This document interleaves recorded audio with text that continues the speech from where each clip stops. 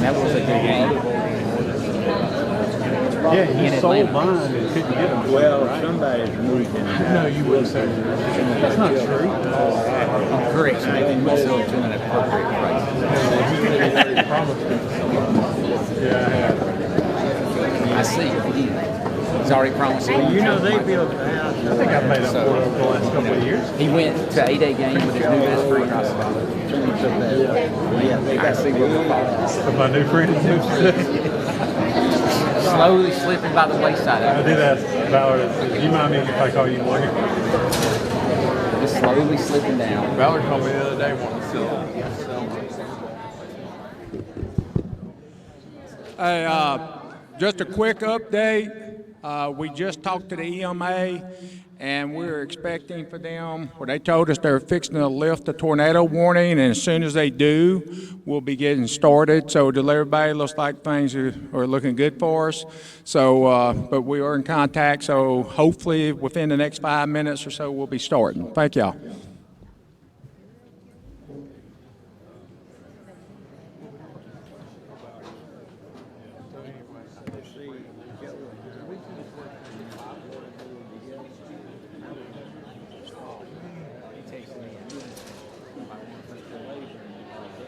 How much was 62? He said 35. I said, then he, It's like the one you had. It's an arm sight pro, but it wasn't in the 75 millimeter. It was a 2 to 16 by 50. They didn't know what they I sold everything I had. That other rifle that you looked at, I sold it. How much did they go for? When I told you that when he put it on the shelf, what did he say? You sold it for way more than 3 years.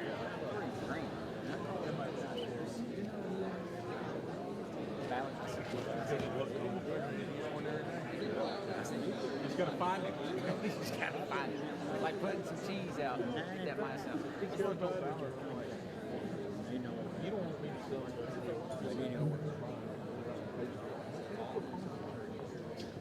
He'll look it up online and see exactly.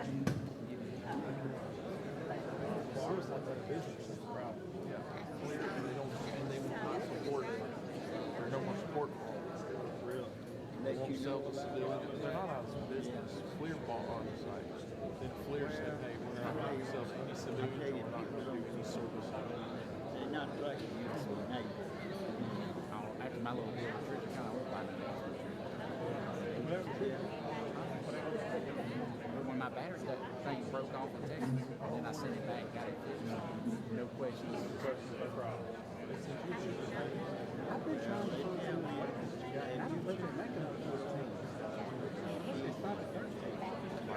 If you buy things in 13, 14, you talking about shoe size? I was about to say, most numbers are in I women's believe size. I seen you somewhere this morning. How you doing, young Terry? Glad to meet you. I had breakfast with him. He was at They, I was at home. But now they go down there every day. We go two more was open, and I got the new one. Yeah, I got all sorts. And this morning, when I'm back to being there. Like, that's what I love.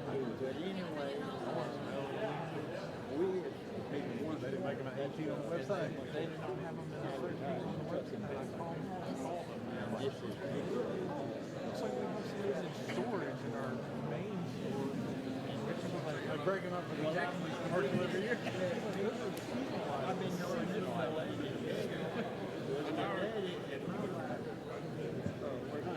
Tis the season. I get something. But Ballard sent me a thing about buying it. He's buying a console. Bluetooth.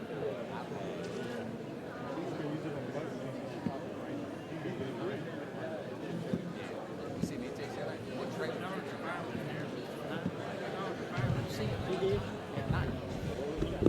If everybody wants to take their seats or get back to their seats from their safe areas, we're fixing to go ahead and get started with the program. Thank y'all for bearing with us during this event, and hopefully everything looks good from what we've been told and seen. Thank y'all.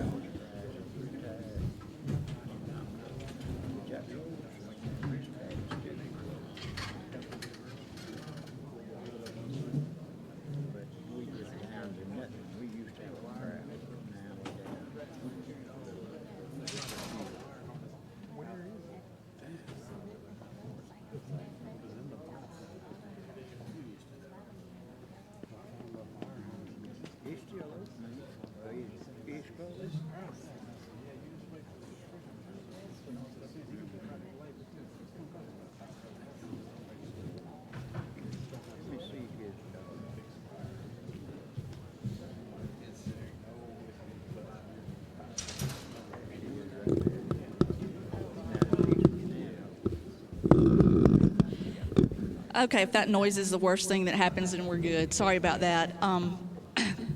Good evening, y'all. Please take your seats. I think you already did that. We're finally ready to begin.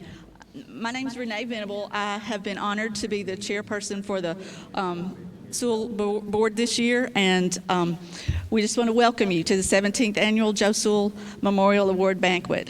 It seems like just yesterday that there was a small group of community leaders who were gathered to develop their vision for the Joe Sewell Memorial Award.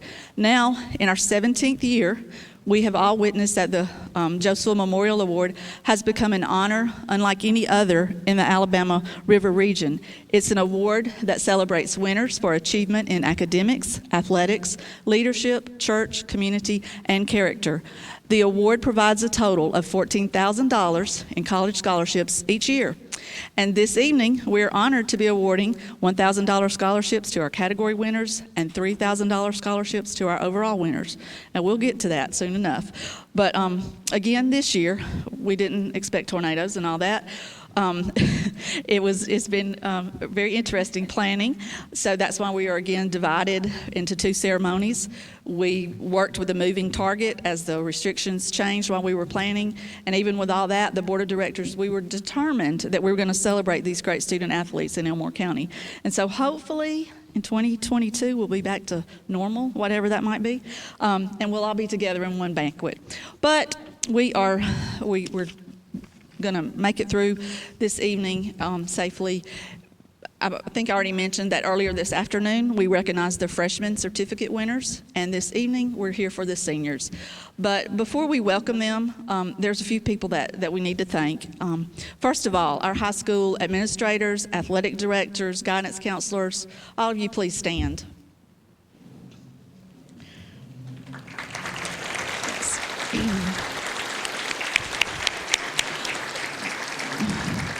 We greatly appreciate your support of this award. Every year the board asks you to send us your best, and you always do just that very thing, so thank you. Also, our superintendents, Mr. Richard Dennis and Dr. Brock Nolan, if you please stand.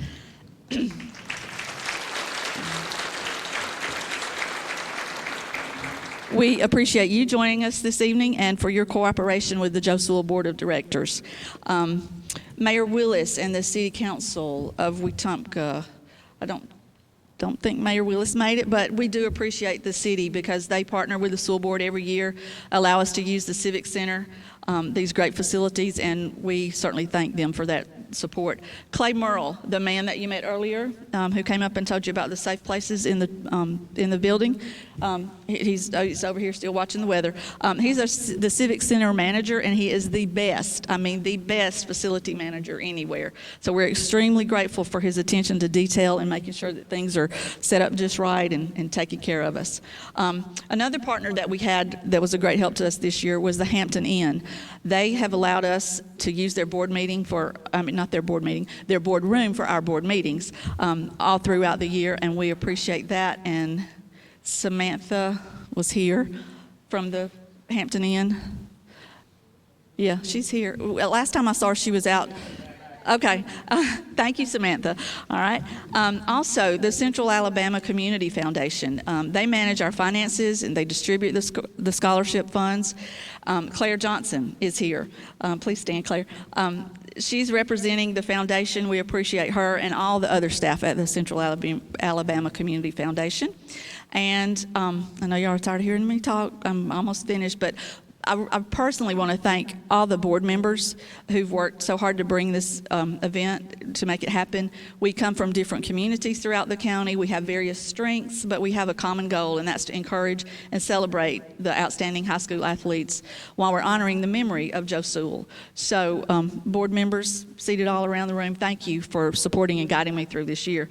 And while we appreciate this great team that it takes to make the Joe Sewell Awards happen, our real purpose tonight is to celebrate the outstanding senior finalists, and they're about to enter, and welcome them to the stage.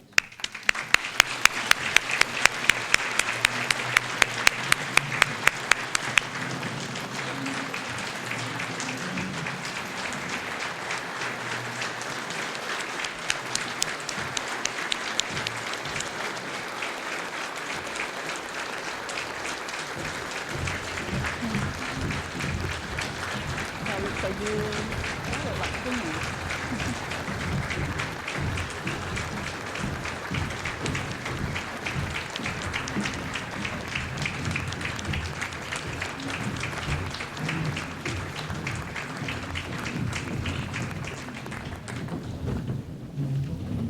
Keep clapping.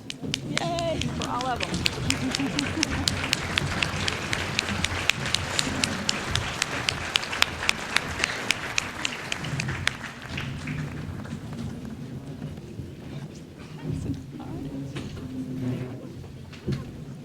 All right.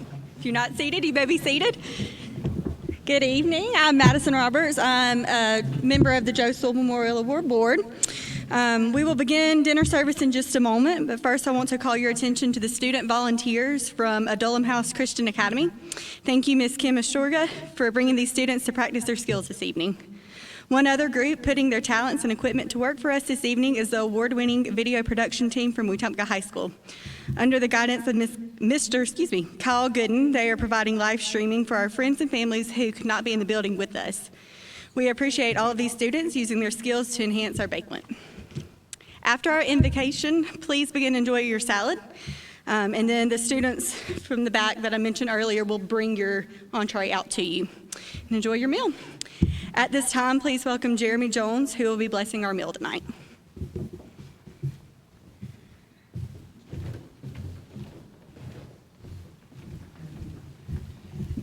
Will you join me as we pray? Father, we're just so thankful for the abilities, the talents that you give us. God, I thank you for these young men and young women, Father, for using their abilities and their talents in leadership and community service, and most importantly, serving you. And God, we just thank you for this opportunity to gather together, to celebrate the accomplishments and the amazing things that these young men and young women have done. God, we just pray that you bless this time as we sit around the table, enjoy this food. We pray you use this food to nourish our bodies and our bodies to service. Lord, we just thank you and we praise you. And we just ask you to just continue to use us in mighty ways. Let us glorify you and honor you in all that we say and do. And again, we praise you for the abilities and talents that we do have. And God, we thank you for the opportunity to use them to bring glory to your name. And it's in the name of Christ we pray. Amen.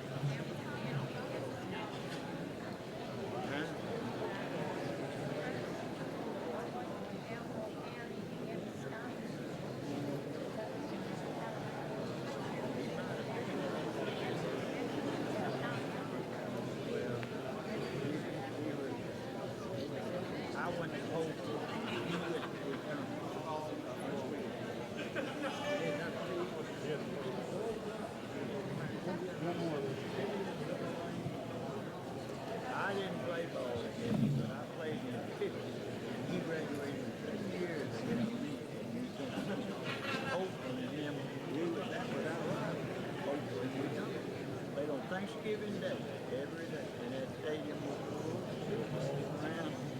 There was people standing. It was a big game, always.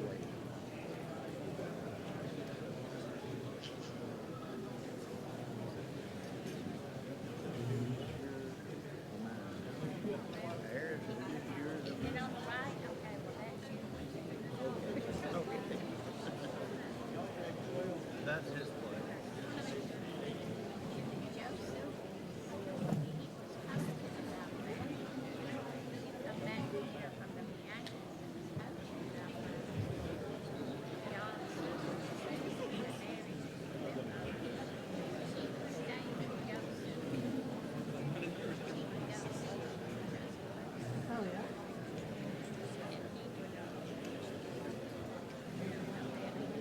I bet he didn't weigh 200 pounds. He might have weighed 200. I don't. He could have weighed 200.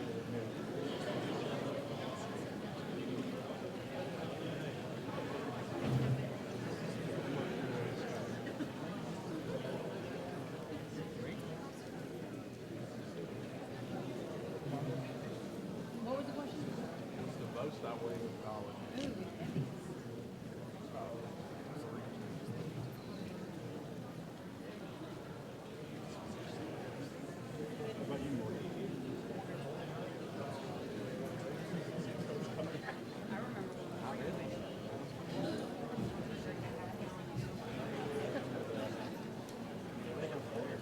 Sunday to 279. I think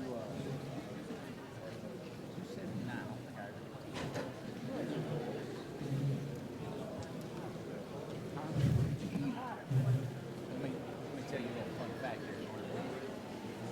Muscle weight is fat. Probably when I went through when I learned to eat cookies out. You know, an eye frame. All you eat. Trying to get put on weight. I can, but I just don't know it because I did it last month.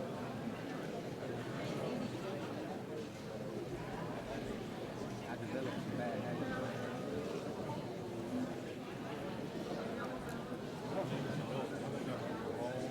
I've had it a long time. Just indulged in my sweet tea. She is the best of it.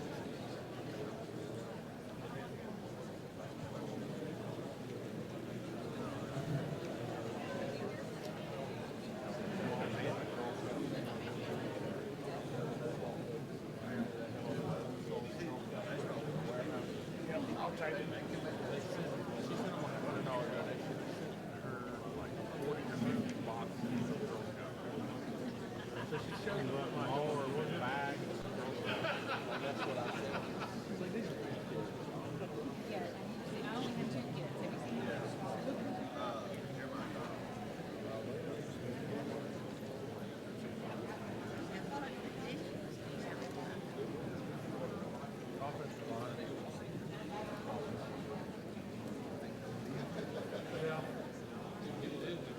flat out.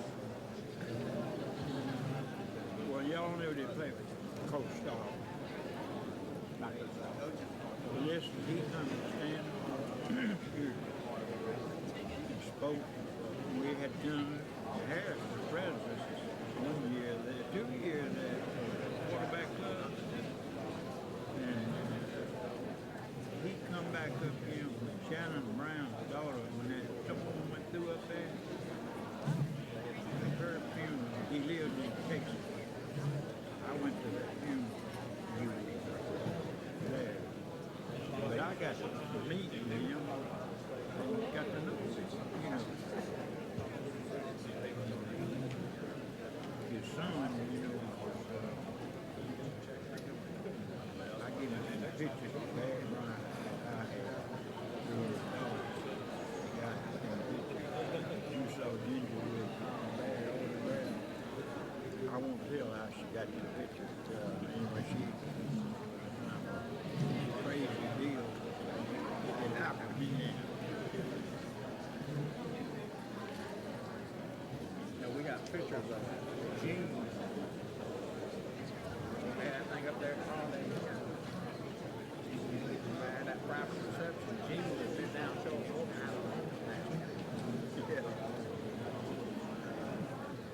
Well, you played on that championship team with Shannon Brown, and you didn't play on that. Okay, I thought you did. But the warehouse, we took a fruit basket, made a stand and put the fruit basket in so you can snap it back. That's what I thought I was. Randy Ross said, what else? Randy Rowe. Where's he at?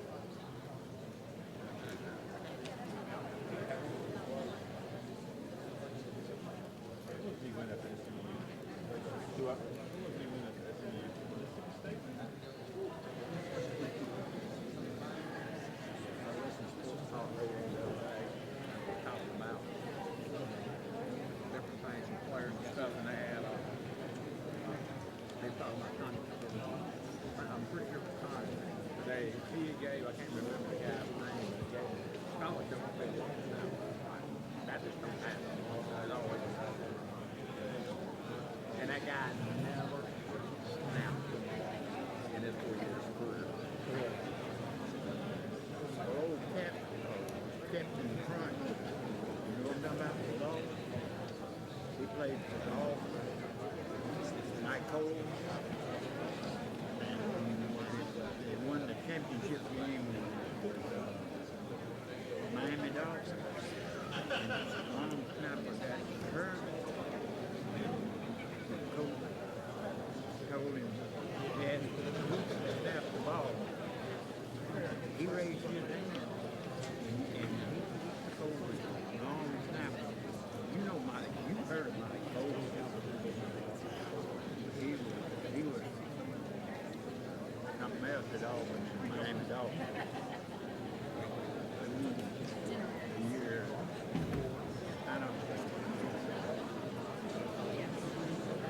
I had a second cousin who started, he played linebacker.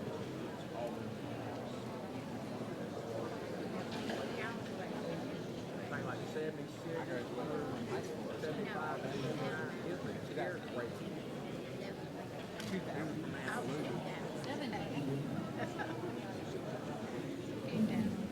Jimmy Foshee knew his hand. Nick Saban was remember.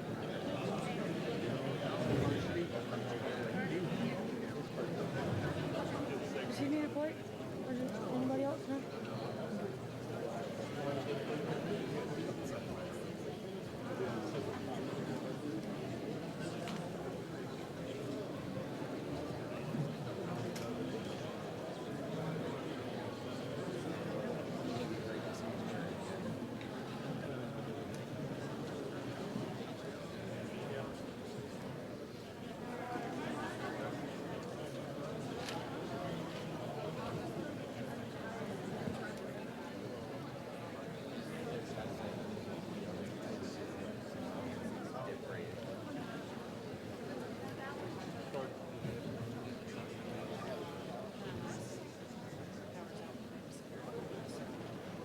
Howard's out of your house. Howard's out of your house. Well, I asked how the generator was. Better ordeal. At least your house isn't flooded like Natalie's. Natalie from 3 inches of water. She just moved in this week. What do you think of what the driver? Oh, it's a 100-year flood. Yeah, you don't get a 100-year flood the first month of the month. She was like, okay, how nervous the neighbors were really freaking out about the water rising. She sent us a video earlier. The whole tree going down the river with like a boat strapped to it. Oh, I have no idea. I don't know that house. Natalie buys that house and it becomes that. Natalie. She's like, how much? She doesn't know. You don't know. Really? She's like, no, man, why would you say that? She was like, I don't know. Washers are on the platform. There's nothing. There's nothing on the floor. It was too big. Might get a little bit.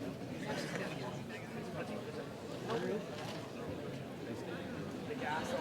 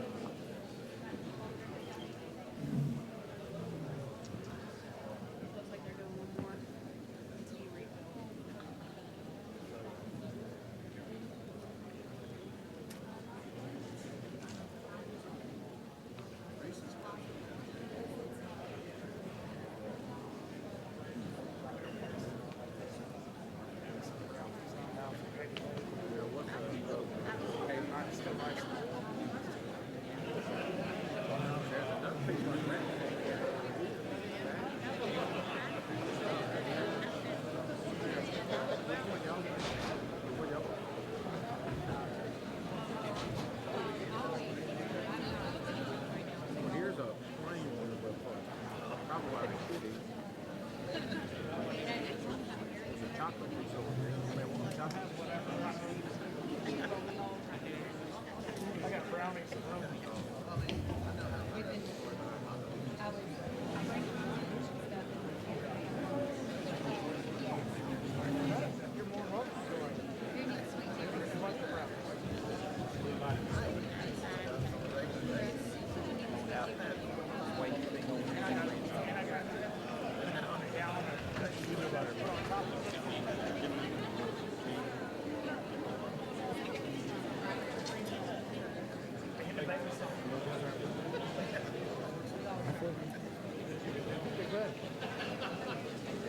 Right here.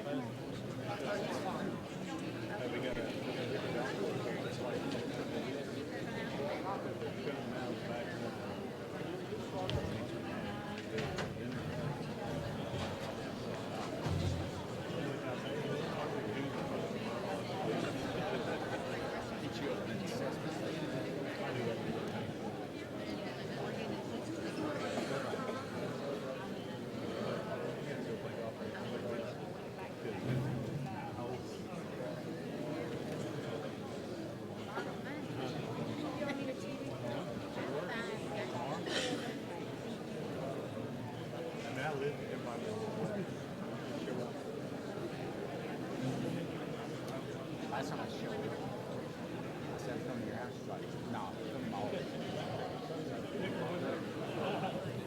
I obviously can't do that one. I appreciate it. I want them to take care of it. When you get to be my age, you don't get around like you used to. See, I'll come back to me. Tell her to go to her room. Company's going.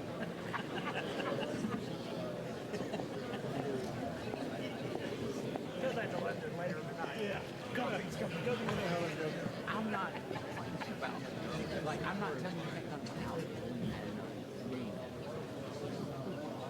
Y'all better stay inside. What I meant was, I'm not going back to my house. So if you want to see the house, you need to come off. I guess that's how I should be running it. You want to see the house? See what I get. My wife, you do really.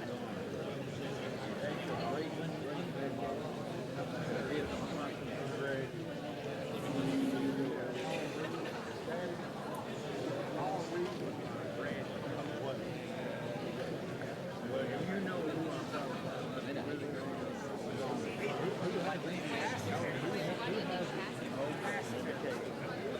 First thing she asked me is Greg going to be here tomorrow?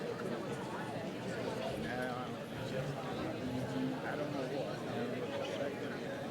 Greg drove by the open driveway today, and I just see the scar on his face. I like to drive by the tractor. She's like, oh my gosh. I think now it might be. So where the brown, Similar hopefully huh? So think about it, think about it. Yeah. Like I'm telling you out here, like how often I mean, my, people always say We lost the founder. If it doesn't fit in the shoebox, it doesn't fit. sitting up with chairs, sits down, doors leaking. A lot of great ideas.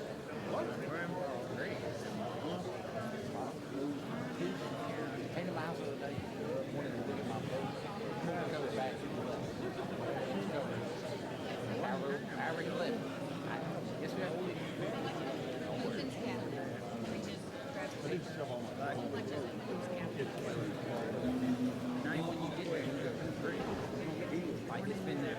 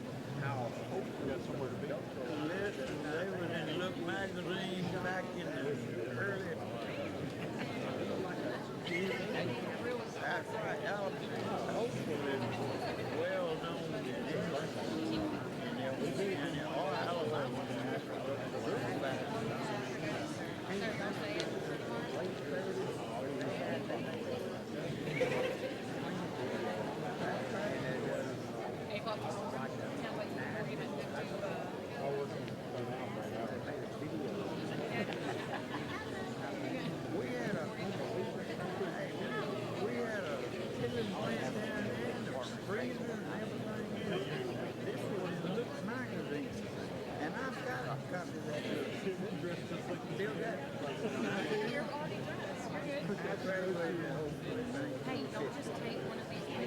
That way y'all keep them back.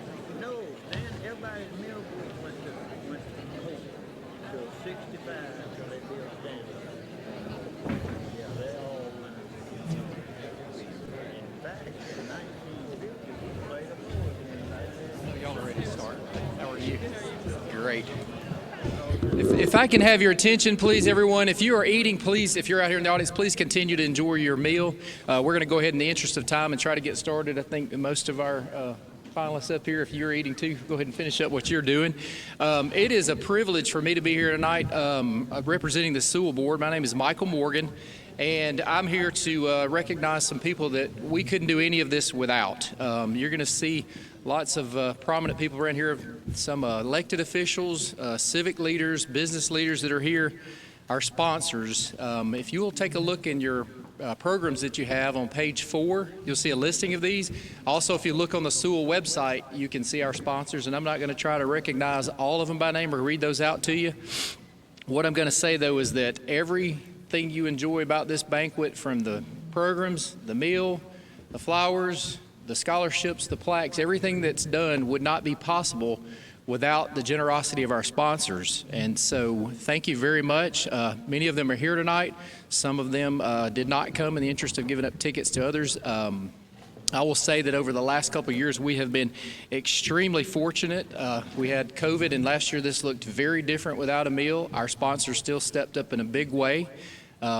This year, tornado warning, and we're still coming out of COVID. Our sponsors really stepped up in a big way. So who knows, next year maybe locusts or whatever is coming for. Stay tuned, but good things are in store. If you would, though, at this, and I'll say, if you get a chance, an opportunity to see any of these business owners or these elected officials who have supported us here tonight, and I know some of them are here, and our MC is going to recognize some of them in a minute later, but let them know you appreciate their sponsorship of Joe Sewell, this banquet, and the awards and the scholarships that are represented here. So can we give them a round of applause real quickly?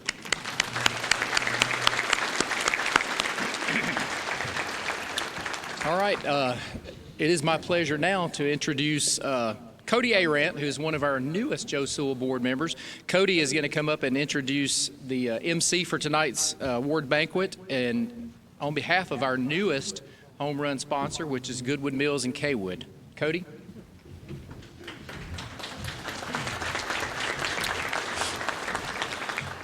Our MC for tonight is going to be Doug Amos. Doug Amos has been a part of the sports media in the River region for 37 years, having covered the Southeastern Conference for the Montgomery Advertiser for 8 years before beginning his radio career. He's hosted a sports radio show in the area since 1993 and is a two-time recipient of the Associated Press Excellence in Broadcasting Award. He currently hosts the Max Roundtable with Charlie Trotman and Daryl Dappridge on ESPN The Ticket in the River region and on ESPN 106.7 in Auburn, Opelika. He also works for the Choice Sports Radio Network, serving as the studio host for Trojan football games, the play-by-play radio voice for home Trojan men's basketball games, and the ESPN Plus broadcaster for home Troy women's basketball games. Doug and his wife, Carla, have a daughter, Ren, age 13. Please welcome back for his 12th consecutive year as our Master of Ceremonies, Mr. Doug Amos.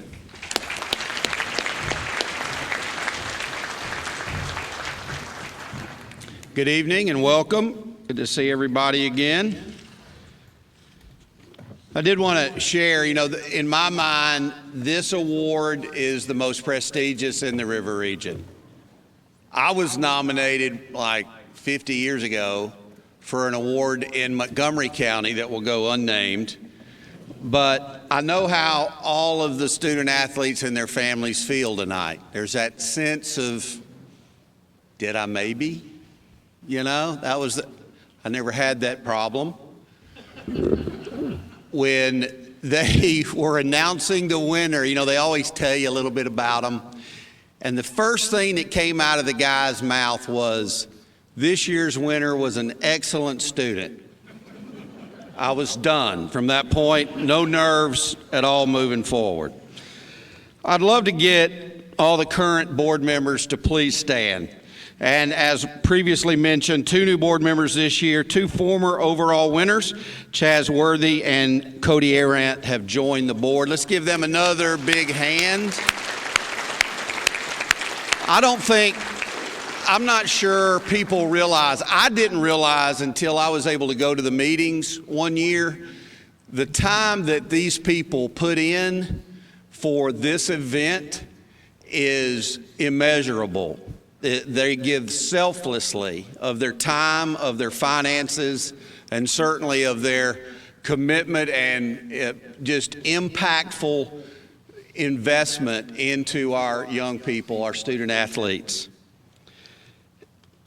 Again, thank y'all. I get encouraged every year. I know Harris does. I know a lot of the board members, Renee, do. When we see the products that come here when they're nominated, whether it be a freshman, getting a plaque to try to keep them on track, or whether it be a senior nominee, I feel really good about Elmore County moving forward. I hope y'all join me in that feeling. The Joe Sewell Memorial Award is especially proud of the alumni who have gone through the program and who continue to excel at the college and career level.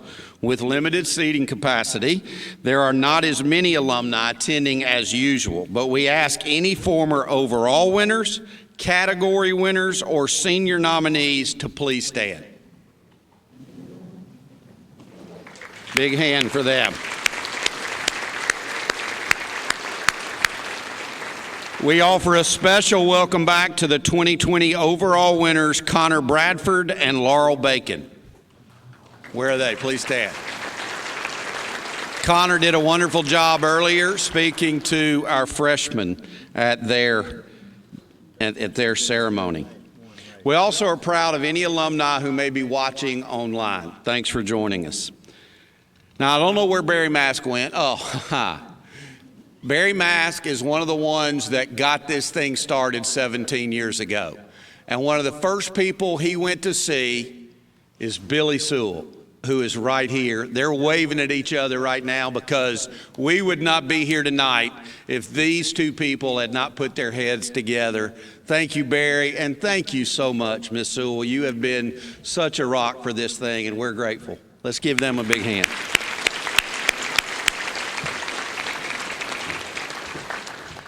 The Joe Sewell Award is unique to other awards in several ways among area student athlete honors. One of those is the recognition of freshmen who have shown themselves to be on the right track in academics, leadership, church, and community involvement, and athletics.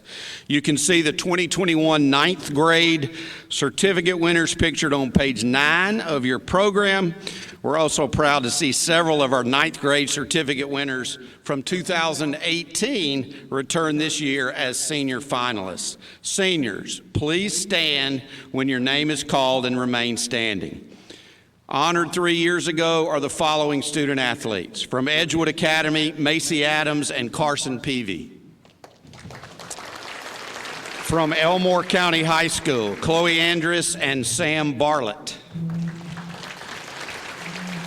From Holtville High School, Richie Hicks and Paxton Price. From New Life Christian Academy, Alden Barentine and Justin Talley. From Stanhope Elmore High School, Ricky McAdams and Christian Mozingo. From Tallahassee High School, Alexis Love and Haley May. And from Wetumpka High School, Morgan Causey. Big hand for all of these student athletes.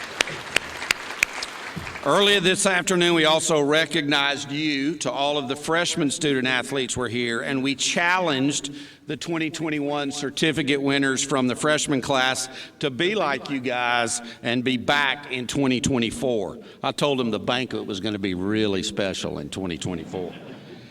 Your continued excellence through high school has not gone unnoticed, guys, and we're glad to have you back this year to contend for the overall awards and scholarships. Let's give them a big senior welcome and thank you for these student athletes. Y'all can sit down, but I did want to say one thing to each and every one of you. Y'all have the books in front of you, the great books to take home. I want to ask each of you to do this, okay? Those 4 freshmen that go to your school that were here earlier and got a certificate, and we encouraged them as best we could to stay on track. You have no idea what it would mean to them if you went to them, found out where they were, and encouraged them face to face in that same way that we did earlier. They look up to y'all. There is no doubt about it. Use that influence to encourage them. And then I'll bet you, I would love for every single one of the senior finalists to stand up when we do that in 2023. That makes sense. Thank y'all very much. Okay, we're almost ready to introduce the senior finalists, but first we need to recognize the Elmore County Commission members whose generous Grand Slam donation covers the cost of printing and framing senior certificates. Are any of the Elmore County Commissioners here in attendance tonight? Please stand. Big hand.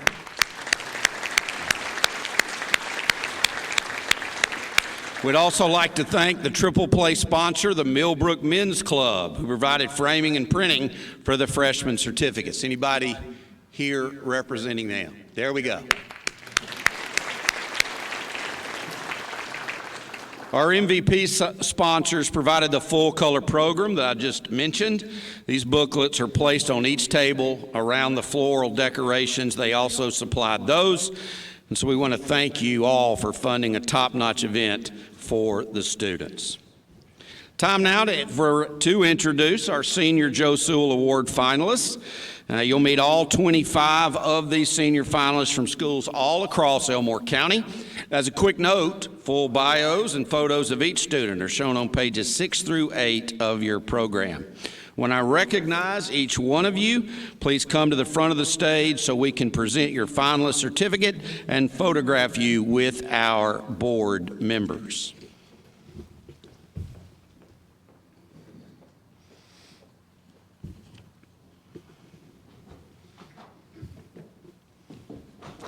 Macy Elizabeth Adams from Edgewood Academy. Macy played volleyball and basketball. She goes to the Ridge Church where she's involved with Go Team, youth group, and kids ministry. The volleyball team won the state championship. Basketball, she was an AISA All-Star and made the Elite 8 team. She was a commended scholar in the National Merit Scholarship Program. She'll be attending the University of South Alabama with an Elite Mitchell Scholarship. She's the daughter of Jay and Laura Adams, Miss Macy Elizabeth Adams.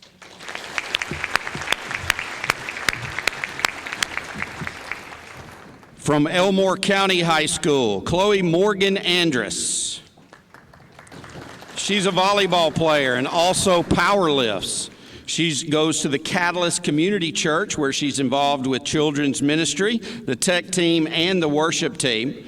She was an all-county selection in volleyball, led the team in assists the last 2 seasons. She's also a First Priority president, a Chick-fil-A team member, a senior elite, and valedictorian at Elmore County High School in 21.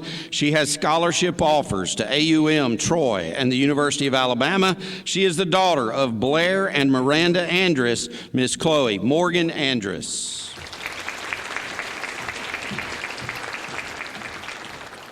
From New Life Christian Academy, Mr. Alden Luke Barentine. Alden played football and baseball, and he attends the Shoal Creek Baptist Church. He volunteers for HUGS, which is Homeless United Group Services. He was on the football team and a multiple position player and the captain of the varsity. On the baseball team, he was voted the best defensive player, the best offensive player, the ACAA All-State team as well.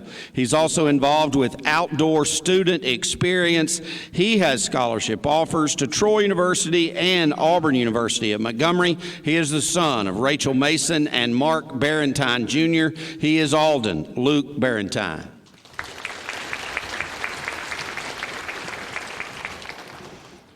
From Wetumpka High School, Mr. Benjamin Kaiser Barker. Ben played football, basketball, and baseball. He attends the First Baptist Church of Wetumpka, where he's part of the Student Leadership Council. He's been on a bunch of mission trips, like to New Orleans, Louisiana, Jackson, Mississippi, and Phoenix, Arizona. On the football team, he was the Offensive Lineman of the Year. He also made All-County, All-Area, and was a Team Academic Award winner. He is a student-athlete leadership program involved in the Alabama High School Athletic Association. He volunteers as a Dixie Youth baseball coach, and he's committed to play football at Huntington College. You're welcome to have him, right? Absolutely. Son of Brent and Sean Barker, Mr. Ben Barker.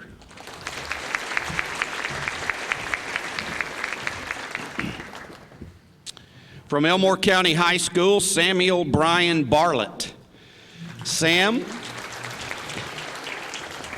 plays soccer, runs track, and also power lifts. He attends St. Vincent de Paul Catholic Church. He's part of the youth group and Vacation Bible School there. He went to the March for Life in Washington, D.C.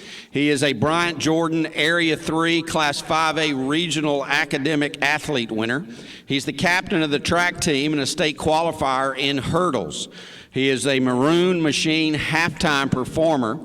He has multiple scholarship offers, but will attend Vanderbilt University. He's the son of Brian and Sarah Barlett, Mr. Samuel Brian Barlett. From Holtville High School, Erica Renee Broadway.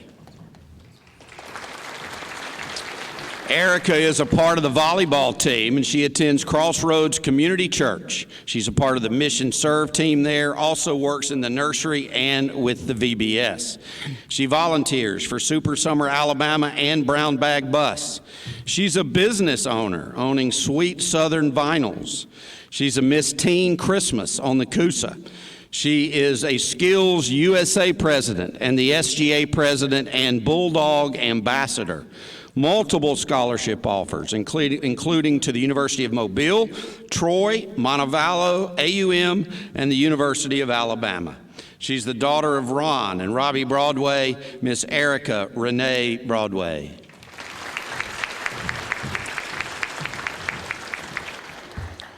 From Edgewood Academy, Haley Renee Brown. Haley was on both the volleyball and basketball and softball teams, and she also runs track. She attends Heritage Baptist Church, where she's a nursery volunteer and works with Operation Christmas Child. On the volleyball team, 3 AISA state championship teams. She was an all-star in 2020. On the basketball team, also an all-star. The softball team, 2 state championship teams, and she was awarded the 2020 Golden Glove Award. She's a part of the Fellowship of Christian Athletes and organized the See You at the Pole for her school. She has a Warhawk softball scholarship to Auburn University at Montgomery. She is the daughter of Shane and Kim Brown, Miss Haley Renee Brown.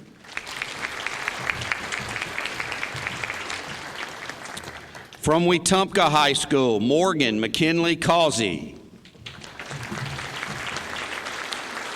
Morgan is on the volleyball, basketball teams and runs track.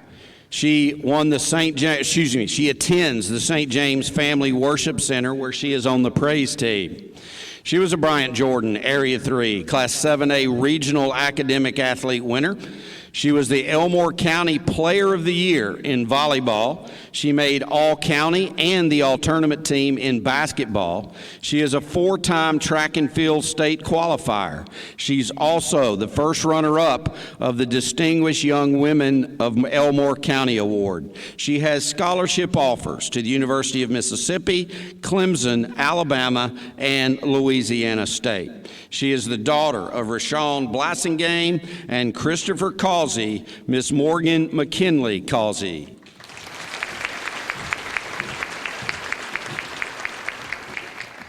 From Tallahassee High School, Jalen Cobb. Jalen runs track and field. He attends the Jerusalem Baptist Church, where he's involved with the youth choir and is a song leader. He was involved in Project Thanksgiving.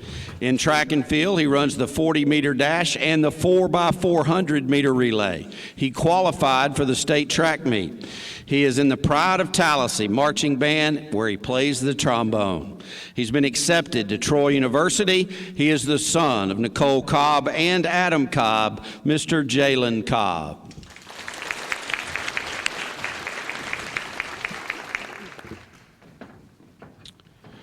Mr. James Cole Freeman from Stanhope Elmore High School. Cole played on the baseball team at Stanhope. He attends the Crossroads Community Church, where he's a youth worship leader. He's a self-taught musician in a Christian band called J&K. He is involved with the community food ministry, and he is a Day of Kindness volunteer. In baseball, he's a pitcher and a right fielder. He has presidential honor scholarships to Southern Union Community College. He is the son of Chris and Lindsay Freeman, Mr. James Cole Freeman.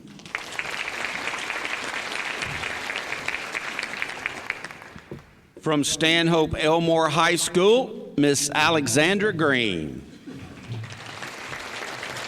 Alexandra plays volleyball and basketball. She attends the Cusada Baptist Church, where she's involved with Student Refuge and also is a volleyball league coach.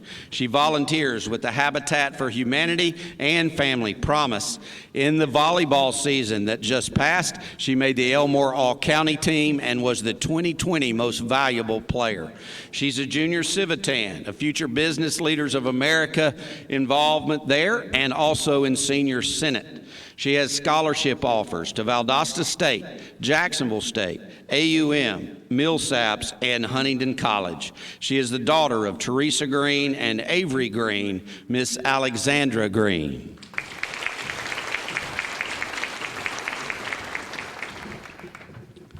From Elmore County High School, Kelly Grace Green. Kelly played on the volleyball, softball, and basketball team. She also ran track. She attends the Church of the Highlands. In volleyball, she was all-county and all-tournament selections. In softball, an honorable mention all-state player, and also won the Road Runner Award. In track, the state winner in the 4x200-meter dash. She's been a class officer in each of her years in high school, 9 through 12.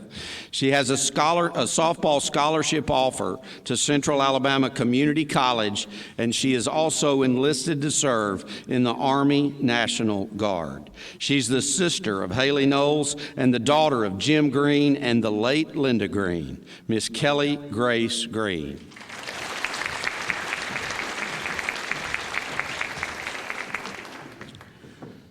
From Holtville High School, Richard Matthew Hicks. Richie played on the basketball team at Holtville. He's a member of the New Home Missionary Baptist Church, where he preaches at area churches. He's a volunteer with Elmore County Food Pantry and Upward Basketball. For the basketball team, he was a team captain and the team chaplain. He also, in the Alabama High School Athletic Association, was a regional and state representative. He's the president of the FCA, the SGA, and Mu Alpha Theta, and a boys state representative. He is committed to play basketball at Huntington College. He is the son of Todd and Stacy Hicks, Mr. Richard Matthew Hicks.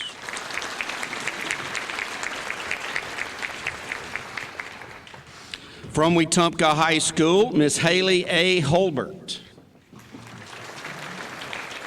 Haley played soccer and also ran cross country. She's a member of the Calvary Baptist Church. She's involved in the Helping Hands program and the tornado disaster relief. She's been busy tonight. She is the team captain in all county on her soccer team.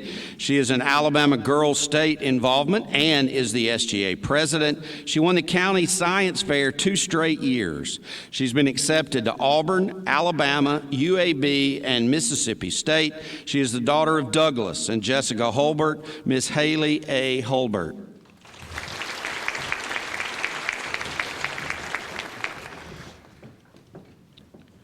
Mr. Jacob Abbott Ingram from Tallahassee High School. Jacob plays baseball for the Tigers. He's a member of the First United Methodist Church of Tallahassee, where he's gone on numerous mission trips. He volunteers at community baseball camps. He was a North-South Baseball All-Star in the Alabama High School Athletic Association. He was in the AL.com Class 5A. He was a top 20 selection in 5A in that recognition. He was a Gimme 5 award recipient for leadership in baseball. He's been accepted to Southern Union State Community College. He is the son of Brian and Daphne Ingram, Mr. Jacob Abbott Ingram.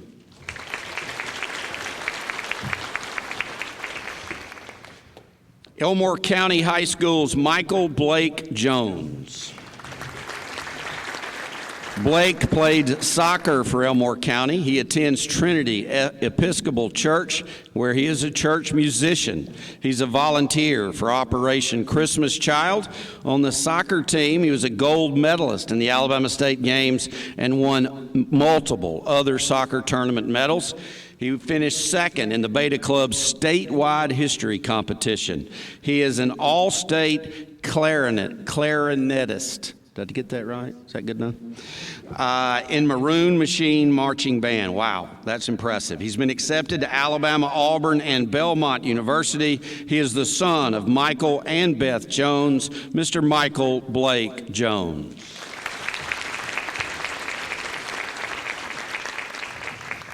From Tallahassee High School, Miss Alexis Love.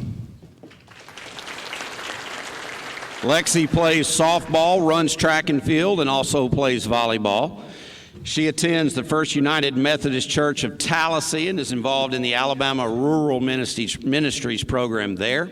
In softball, she made the all-county team, the all-metro team, and set the school's RBI record. She also ran track, where she set, or involved in track and field. She set the indoor shot put record. She is also the SGA vice president. She has multiple scholarship offers. She's committed to Chattanooga State on a softball scholarship. She is the daughter of Pat and Heidi Love, Miss Lexi Love.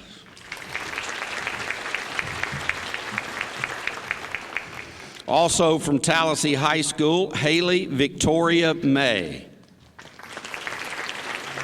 Haley was a cheerleader and also participated in track and field. She attends the Jerusalem Baptist Church, where she's on the usher board and in the youth choir. She was a cheerleader and the team captain of that team. She placed first in the AHSAA Cheer Super Regionals. She is a UCA All-American cheerleader.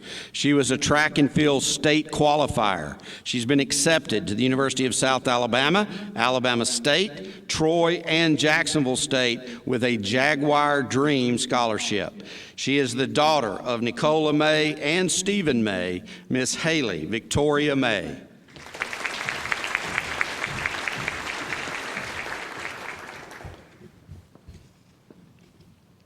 From Stanhope Elmore High School, Ricky Lee McAdams. Ricky played softball and volleyball. She attends the Cusada Baptist Church, where she's the outreach coordinator and a member of the youth leadership team. She played softball, obviously, and she won the Coaches Award and was the Heart of a Champion Award winner. On the volleyball court, she also won the Coaches Award and the Star Award and the Top Defensive Player Award. She is a senior Senate president. She's also a YMCA volunteer volleyball coach. She has scholarship offers to the University of Alabama, UAB, and Troy University. She is the daughter of Terry McAdams and Ricky McAdams. She is Ricky Lee McAdams.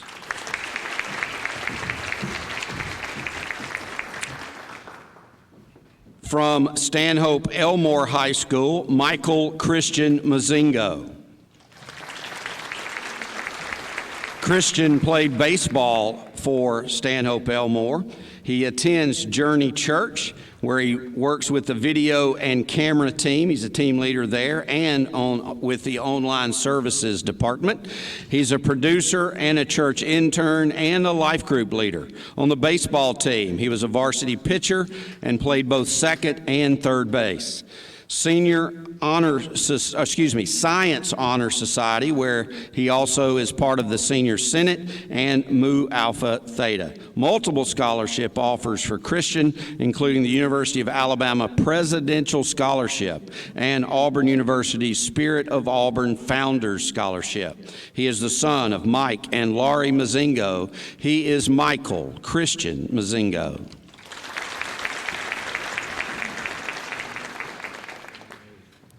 From Edgewood Academy, Jackson Wesley Mulder. Jackson played football and was also on the golf team. He goes to Crossroads Community Church, where he's a part of VBS, the Reality and Truth Ministries, and has been on multiple mission trips. He is the SGA secretary, also a part of the yearbook staff and the Fellowship of Christian Athletes. He's also been involved with the Academy of Model Aeronautics.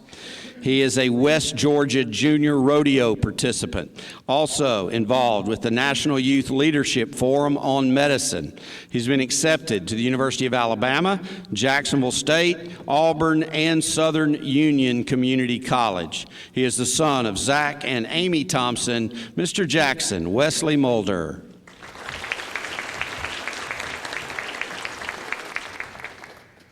From Edgewood Academy, Carson Michael Peavy. Carson was on both the football and basketball teams, also a part of the track and field team. He attends Crossroads Community Church, where he's a D Now leader, works with VBS, Day of Kindness as well. He volunteers for YMCA Brown Bag Bus and the Elmore County Food Pantry. He is the captain of the football team, was an AISA All-Star, and also made the All-County team.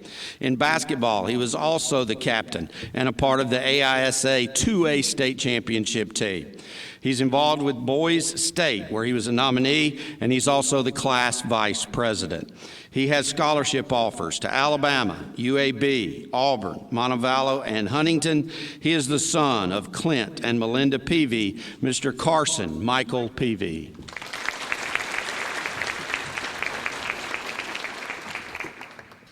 From Holtville High School, Paxton Lee Price.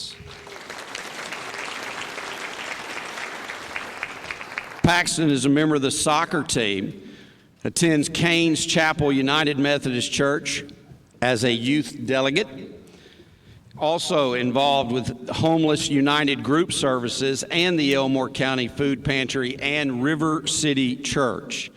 On the soccer team, he made the all-county team for defense.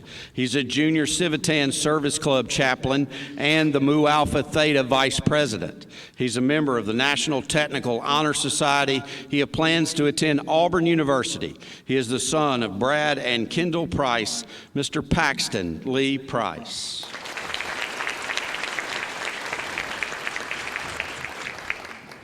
From New Life Christian Academy, Justin David Talley.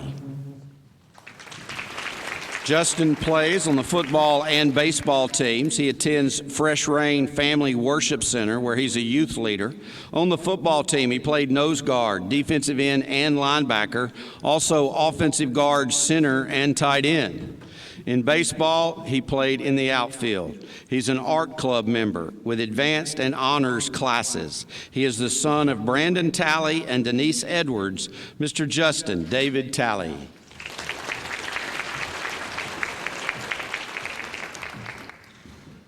From Wetumpka High School, Luke Tessier. Luke played on the soccer team. He attends Thelma Baptist Church, where he's a fall festival volunteer. On the soccer team, he was the varsity team captain and also made All-State. He was on the Elmore County Impact soccer team. He's an AYSO volunteer referee. He's also been in advanced classes with the Placement Scholars Award. He has been given the Troy University Chancellor Scholarship. He earned it, and he's the son of Joshua and Julie Tessier, Mr. Luke Tessier.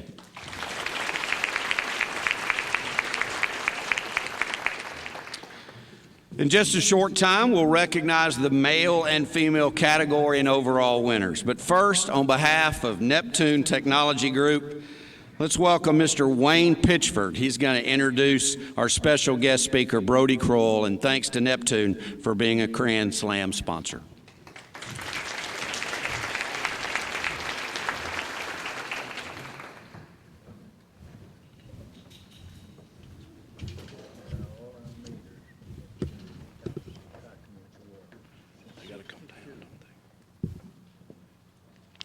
So I'm going to do a little pause here, but I think the students have to come down to hear the speaker. Is that right? Okay. So at this time, before I introduce Mr. Kroll, we'll ask all of the students to, the ones behind me, okay, the ones behind me to come down so they can see Brody Kroll speak.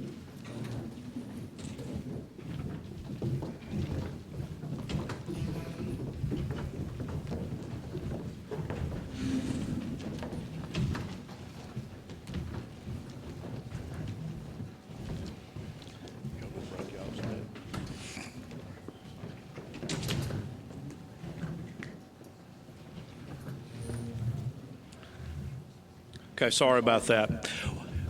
It's my honor to be able to introduce Brody Kroll as tonight's speaker.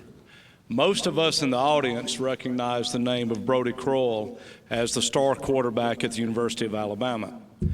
As a matter of fact, I remember in 2005, Brody Kroll leading Alabama to a huge victory over Florida in what I still call the loudest I've ever seen Bryant-Denny Stadium.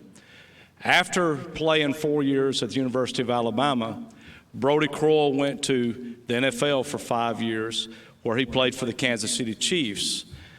A little known fact, according to Mr. Doug Amos, is that Brody Kroll is the last quarterback that started an NFL season opener from the University of Alabama. However, there's much more to Brody Kroll, as I think you will find out tonight. More importantly, Brody Kroll, after his football career, became the executive director of the Big Oak Ranch, which is a Christian home for abused, neglected, orphaned, and abandoned children. It consists of the Big Oak Girls Ranch, the Big Oak Boys Ranch, and Westbrook Christian School. Brody, his family, and the staff at Big Oak are grounded in one purpose: to relieve the suffering of children. Big Oak Ranch has been focused on doing this since his father started it in 1974 and has served nearly 2,000 children, calling it home. Brody's ministry at Big Oak Ranch is founded on the words of Jeremiah 29:11. For I know the plans I have for you, declares the Lord, plans to prosper you and not to harm you, plans to give you hope and a future. Brody's father, John Kroll, who was also a Bama football legend, was the founder of Big Oak Ranch. He spoke at the Sewell Award in 2008. Brody is married to Kelly Schultz Kroll, and they have two sons, Sawyer and Luke. It is my pleasure to welcome Brody Kroll.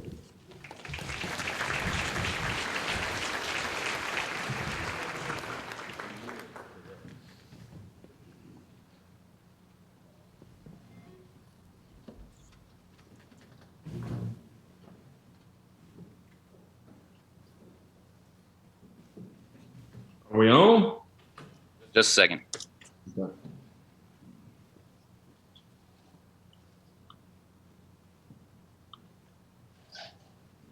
All right, give it a try. What's up, everybody? Ooh, hold on just a second. Let me get the audio right. Try it again. Welcome to 2021, everybody. Hold on.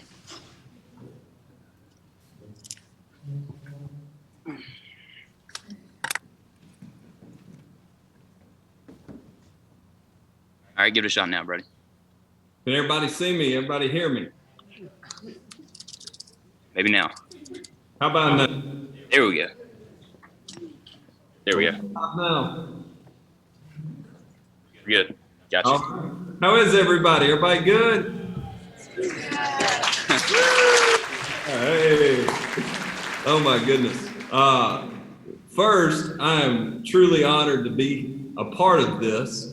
I wish I was there with you in person, but unfortunately, we've been under tornado watches and warnings, as I hear that you guys have as well. And my wife made sure to tell me that she was the one that shut this whole thing down. She was like, you are not driving. You're not going to go and be out on the road when all this is happening. So when I got the alert that this thing was starting 30 minutes later, I got the biggest I told you so look that you've ever seen. And she made sure to make sure of that. But I do have one in the audience tonight, and that is my 7-year-old son, who is sitting up there looking at me, just staring at me. So if I feel like I look weird and I have different people looking at me, it's because he's a part. You want to come down and say, hey, everybody, buddy? No? Okay.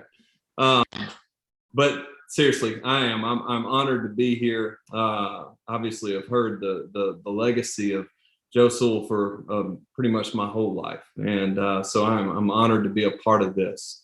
But to get started for tonight, first I want to say congratulations. But I wasn't brought here to just congratulate. I was brought to hopefully speak to you guys, as I've heard my father say my entire life, that a man with experience is never at the mercy of a man with an argument. And so I want to speak to you from a place of experience, of sitting in the seat that you've sat in, and want to really speak to you, either you ninth graders that are about to become more influential in your high school career and what you're trying to get accomplished, but maybe even more so you seniors that are about to step into a whole new realm, a whole new whether it be in academics or whatever it might be. I just want to speak to you guys just give me 20 minutes. And I hope that this message helps you. But it really starts it probably started the same way that it did for you guys. A lot younger than where you sit in those chairs. I promise you, it started a lot younger than where I am sitting right here. It started when I was 11 years old. I walked into my parents' bedroom and I said, I'm going to play in the NFL. And they were like, okay. And instead of telling me maybe, hey, you should maybe worry about making the JV squad or maybe play your first down of organized football, instead they said, shoot for the moon. Worst case scenario, we'll end up with stars. And I'm ashamed to say that day football became my God. It's all I thought about. It's all I chased. It's all I wanted. But I made it there. But without fail, every level that I played, whether it be in junior high, whether it be in high school, whether it be at the University of Alabama, and even up into the NFL, the first day, the first meeting, the first night of meetings that we had, we always started out the same way. From the time I was in junior high to the time that I was getting to share a huddle with Tony Gonzalez, it started out the same way. And it started out with, first, you get up there and the coaches welcome you and everything, but then you get into this posture and this place of you get into a huddle and you got the quarterback and you got the running back and the fullback and the tight end and the X and the Z and then you got all your linemen and everybody's in a place to where when you say blue 20, or let's just call a play, I right act 4-4-28. On one, ready? Everybody breaks, everybody flow out.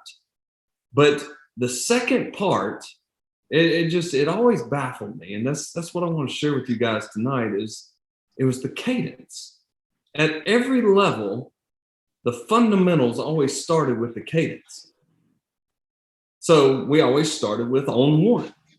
No matter what, it was always I right act 4-4-28 on one. So we'd come up to the line of scrimmage. And this is right there, just in the meeting room, but it was our pretend line of scrimmage. And I would go, blue 20, said, hut, and everybody would clap. And if I was with you tonight, I was going to try to get everybody to clap to see how just awful we all were at this. And I can tell you, as bad as we would have been, it wouldn't have been any different than whether it be high school, college, or pro athletes. It seems like no one can get it right the first time. But then you get into it and you go, all right, let's do it again. On one, blue 20 said, hut. And this time everybody's got it. And then you do it again. Blue 20 said, hut. And by the third, fourth time, and you've really kind of settled into this cadence of consistency. It's a great thing. Because when you settle in this cadence of consistency, now all of a sudden you've set yourself apart. Usually on goal line plays, that's what you're going to run it on. If you're backed up, you're going to try to get everybody going at the same speed. So you're going to run it on one. Like there was always this cadence of consistency. And for us and for football players, it was always on one.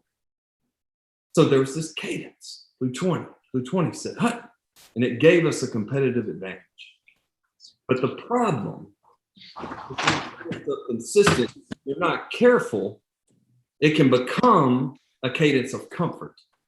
And when I say that, it's if I just get lazy in the huddle and I just get used to calling a play and, we might run deuce right, 40 belly, and I'm out of just habit, I go on one. What I begin to do, my consistency begins to become a place of comfort. And now, instead of us having the advantage, now all of a sudden you have safeties that are anticipating a snap count. You have guys that are being able to run and they're 10 yards off the line of scrimmage. If they know your cadence, they come and they're just flying right past it.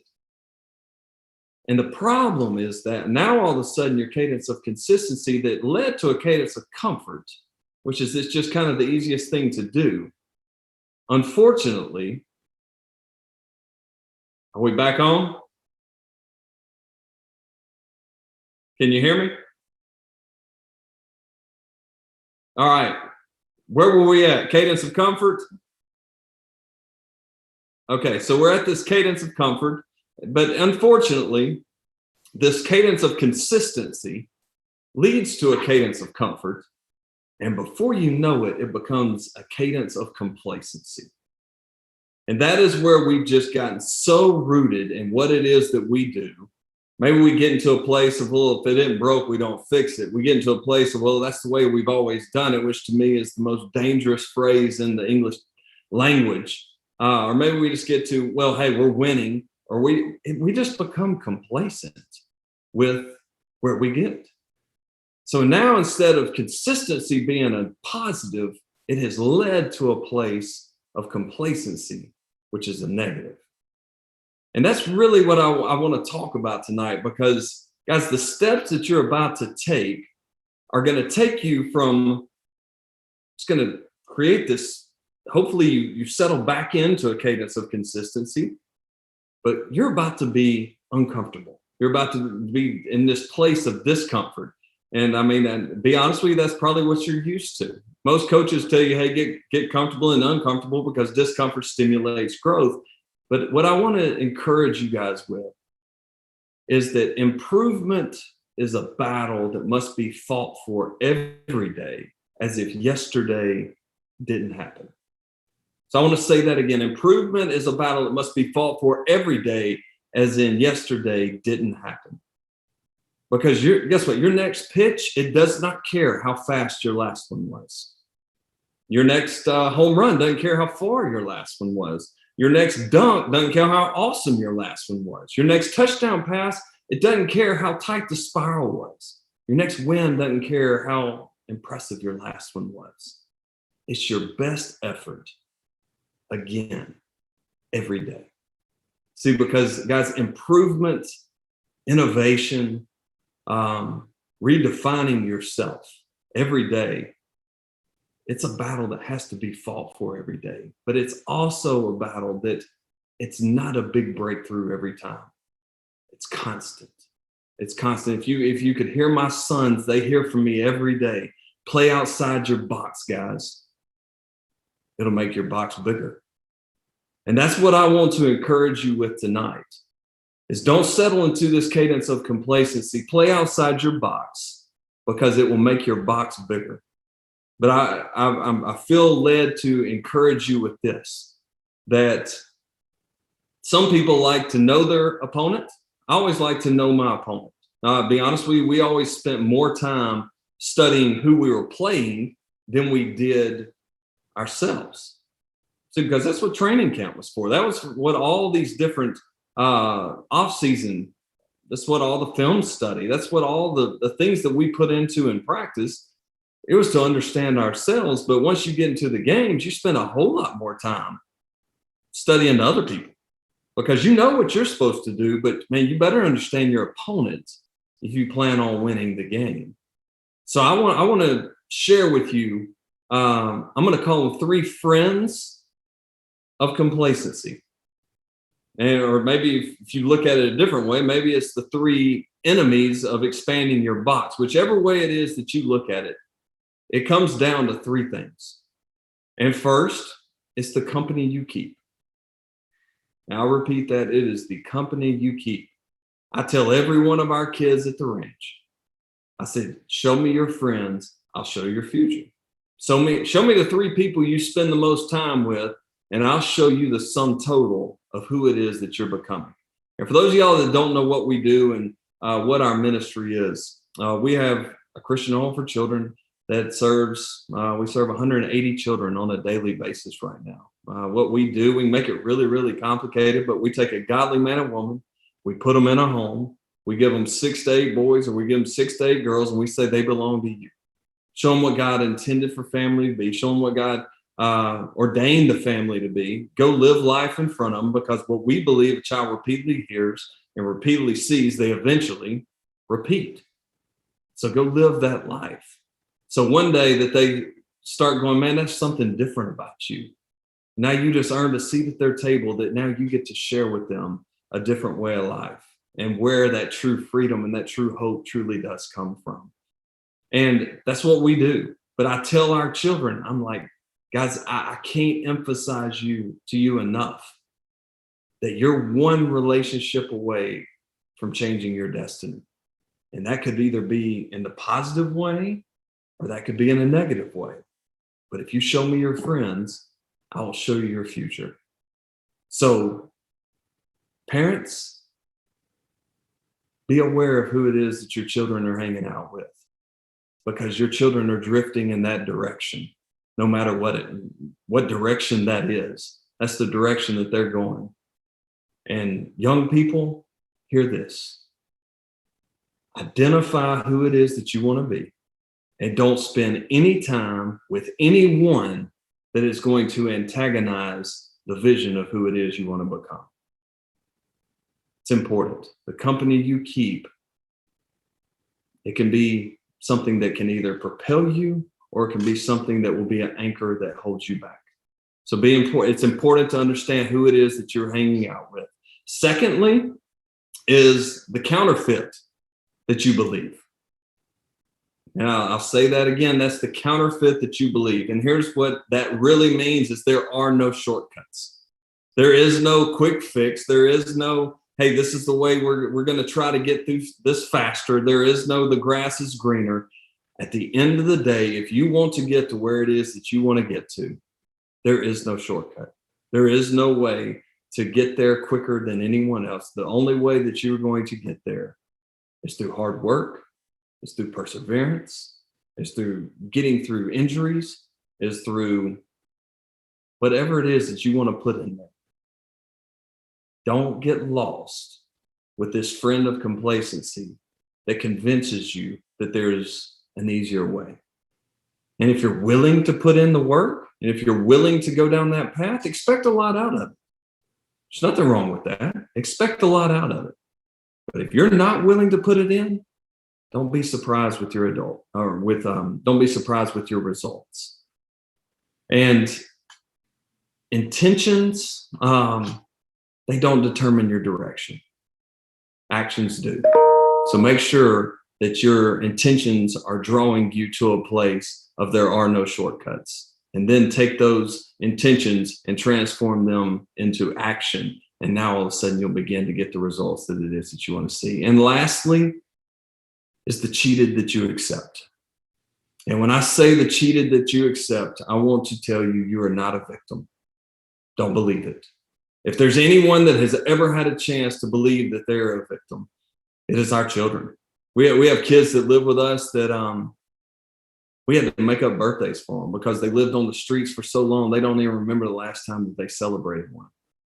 We have girls that live with us that their own mother sold them in truck stops so they could pay rent.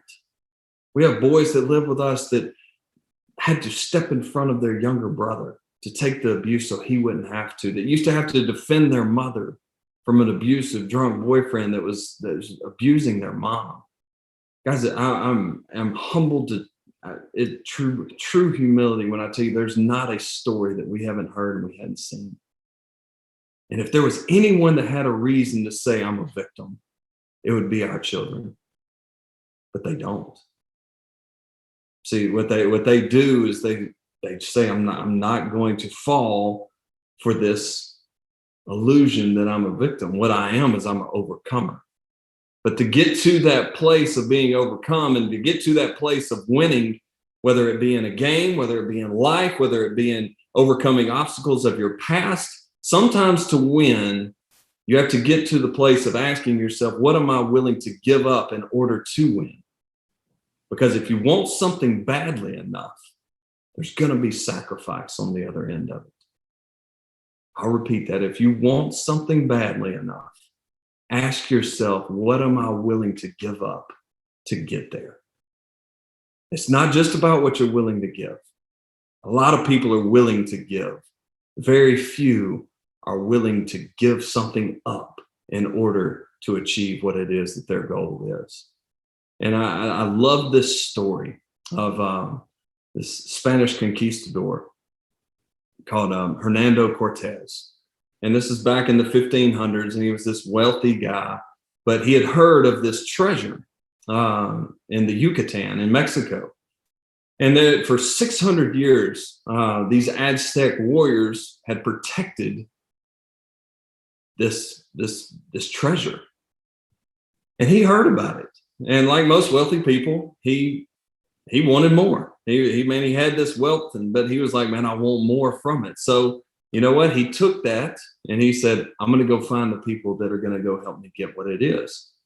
So he had to get himself to a place where he was willing to give up his life because no one had ever come back from going to fight these Aztec warriors, one with the treasure, or two with their entire army that they went with. So he went, he started trying to recruit his band of misfits. And so all of them are starting to ask him, they're going, well, what's different about us? He goes, we're different. That's all he knew to tell them. He said, we're different.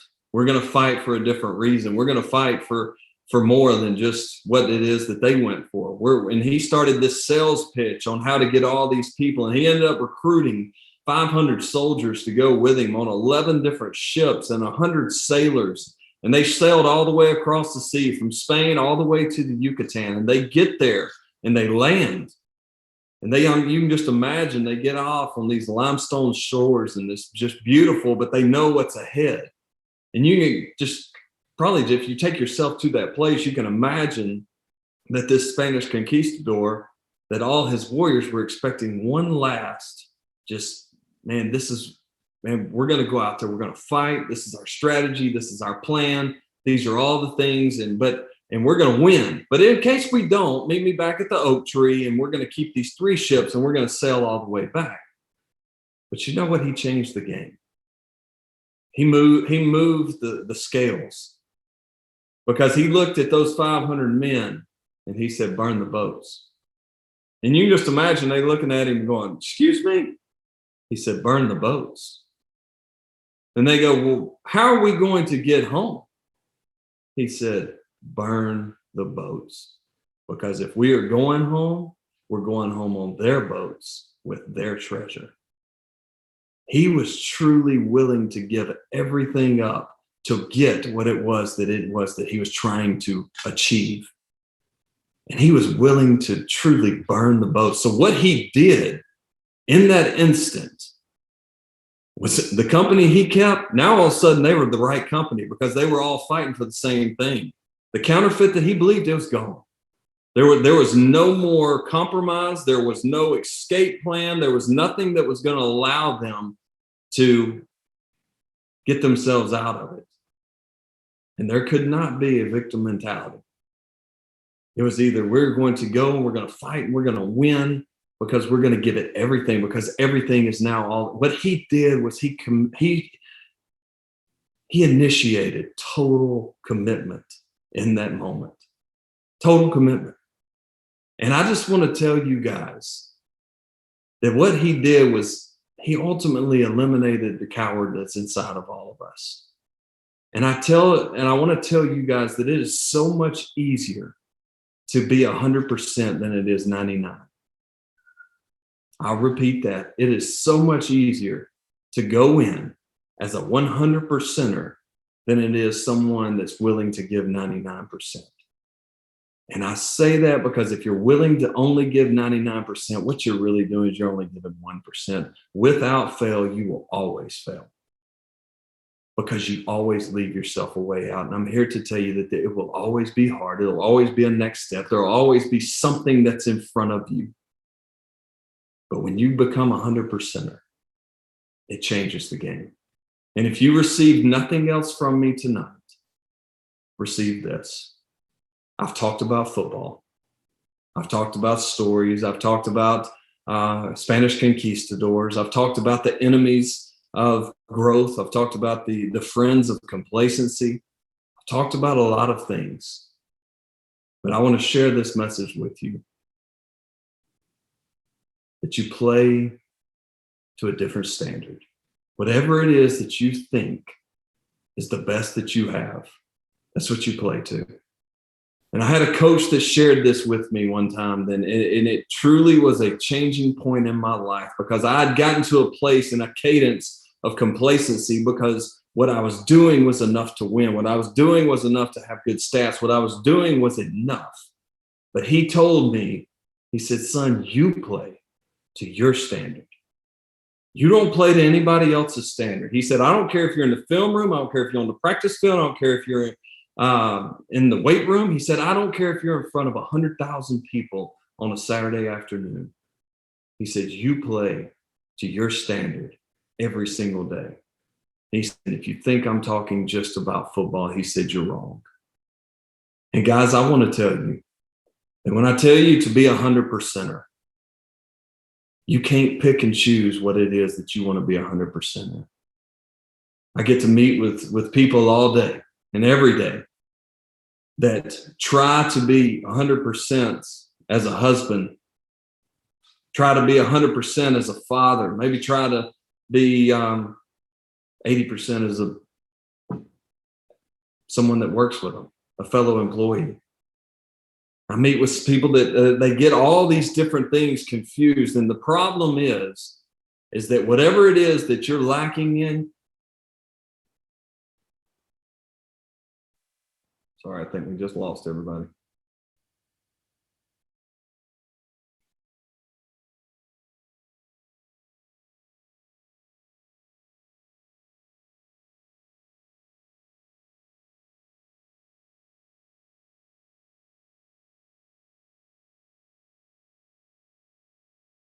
Sorry, everybody that we are Facebook Living with right now. I believe we just lost our banquet.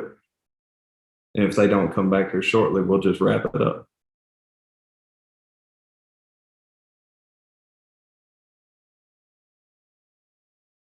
Okay. Wrapping this thing up. You can't pick and choose where you decide to go all in. You can't pick and choose if you want to. Here we go. We're coming back. I think we're back now. Are we back now? We're back now. Well, to wrap it up, guys, you can't pick and choose where it is that you want to be 100% where you don't. You can't pick and choose where it is that consistency is going to not give way to comfort and complacency. When it comes to standard, that standard is a moving bar. And that standard is something to be shot for every single day. But if you think I'm talking about athletics, if you think I'm talking about academics, you're wrong. The only way that standard, it begins and ends with Jesus. He set the standard many, many years ago. He set the standard of what it is to look like to live a sacrificial life. He set the standard for what it is to serve others. He set the standard of what it is that leadership looks like. He set the standard of what it looks like to give your life for something greater. And guys, I think we owe it to ourselves. We owe it to our families. But most importantly, we owe it to a God that loves us. We owe it to Jesus that gave his life so we could have ours. So I just want to encourage you as you take this incredible achievement that you've already set into here this night and that you're all competing for. And I just want to encourage you to tell you that live a life worthy of repeating. Live a life worthy of the one that gave his life for you. And the way to do that is to play to your best every single day. Don't settle into a cadence of complacency. Play to a standard. Make sure that bar is always moving. He deserves our best. Thank y'all guys for having me. It's been truly an honor. Congratulations to all of you. And I hope you have an awesome night.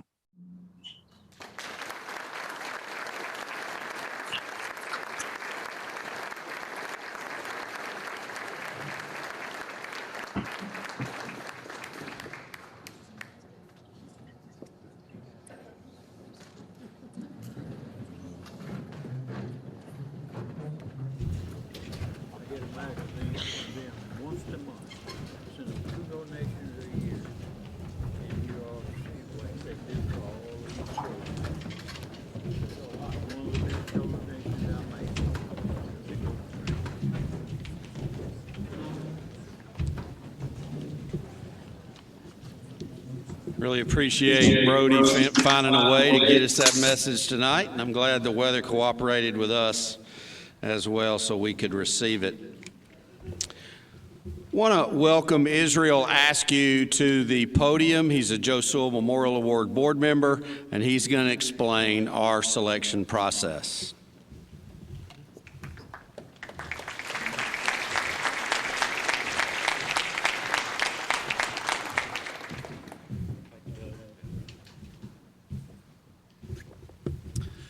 Well, good evening.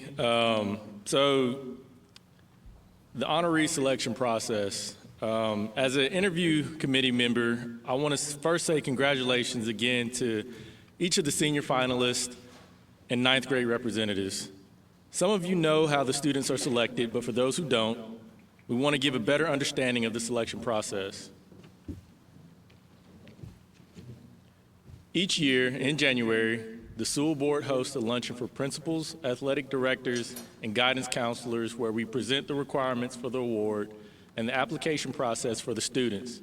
We explain that we are looking for the most well-rounded Christian athletes in Elmore County. We want athletes who demonstrate a high standard of moral character and leadership, excel in academics, and who are involved in their church and community. The school nominates the students complete the application provided by the Sewell Board, and the completed applications are sent to the board for the review, usually in February. The students become finalists after each application has been reviewed and the board feels like the criteria for the award have been met by the nominee. Next, the board forms 2 interview committees, one for the boys and one for the girls. The committee checks references provided by the student athletes and make sure that the information is shared among all committee members. Interviews are usually held in March. The questions for interviewing the nominees are decided the day of interviews by the committee, meaning no one knows ahead of time what questions will be asked. Each student athlete is asked the same questions, and after all interviews are conducted, each committee is tasked with choosing an overall winner and 4 category winners before they leave the interview day. The task is hard because these students truly are the cream of the crop in Elmore County. I believe I can speak on behalf of all Sewell Board members that we usually leave the day of interviews feeling blessed to have met these young adults making good choices and doing some real great things. Thank you.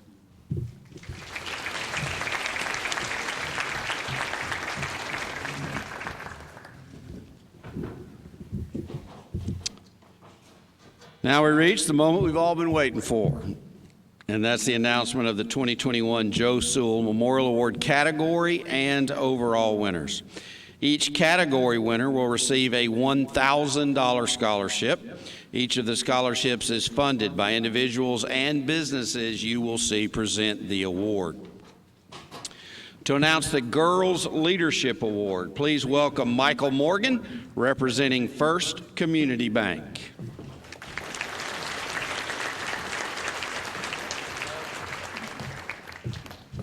On behalf of First Community Bank, it is an honor for me to recognize this year's Girls Leadership Award winner. If I can get it out of this envelope.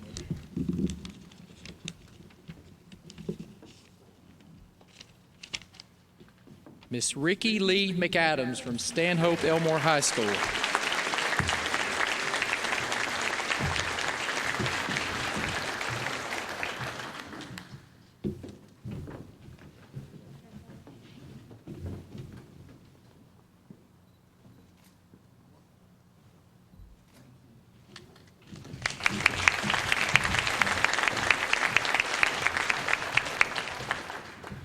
To announce the Boys Leadership Award, please welcome Connor Bradford, the 2020 Boys Overall winner. He's representing the Wetumpka Lions Club.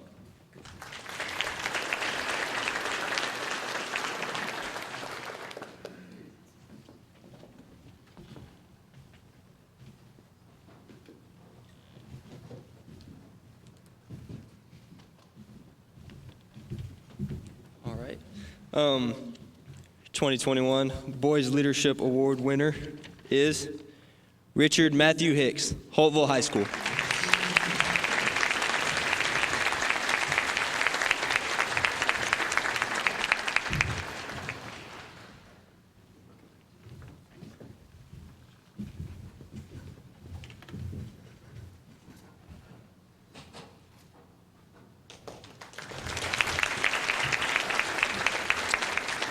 Before I forget, I do want to remind all of our category winners and the overall winners, please hang around down here for pictures. We need to kind of gather right in front here for that, okay? To announce the Girls Academic Award, please welcome Lisa Knight, representing the Alabama Power Company.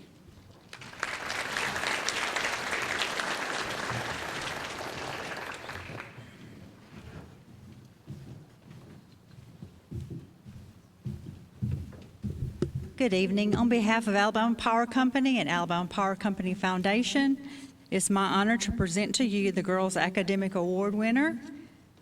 And the winner is, from Edgewood Academy, Macy Elizabeth Adams.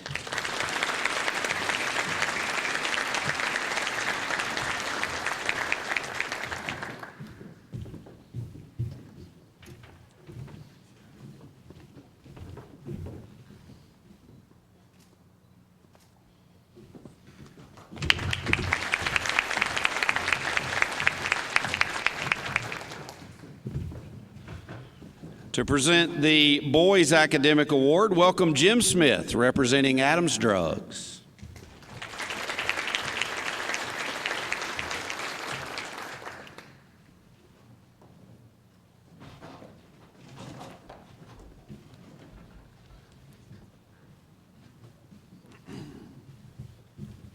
On behalf of the owner of Adams Drugs and all the employees, and I see one right out there, Melinda Peavy of Adams Drugs, we are honored to present the Boys Academic Award winner.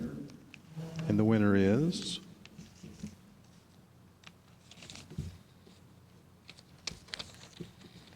Samuel Brian Barlett, Elmore County High School.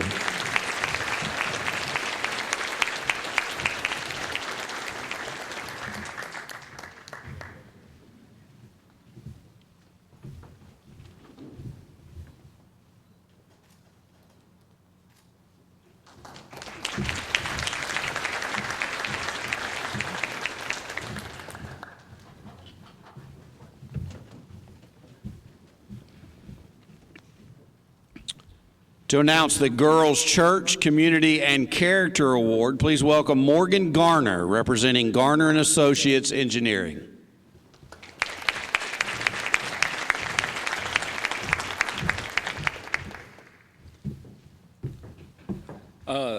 This is Morgan Garner. It's my pleasure to announce the winner of the Girls Church Community Award winner. And the winner is Erica Renee Broadway, Hopeful High School.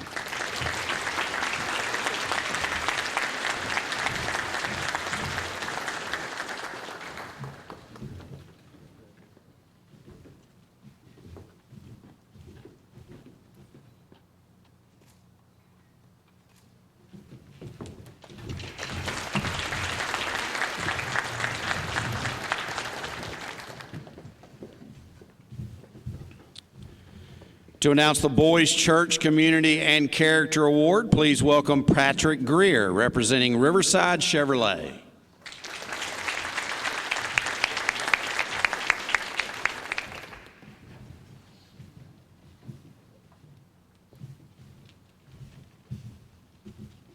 On behalf of Riverside Chevrolet, I would like to congratulate the winner of the Boys Church Community and Character Award, and that is Paxton Lee Price.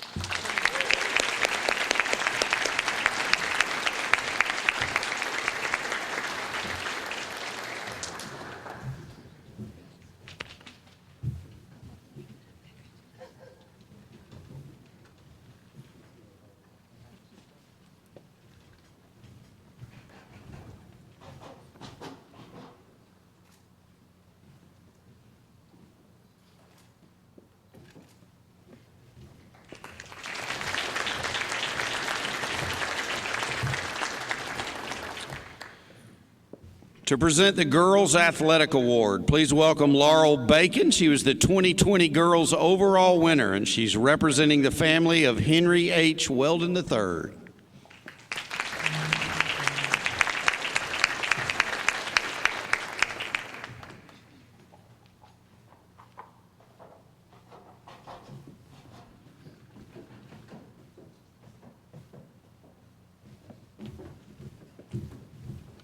On behalf of the Weldon family, it is my pleasure to announce the winner for the Girls Athletic Award.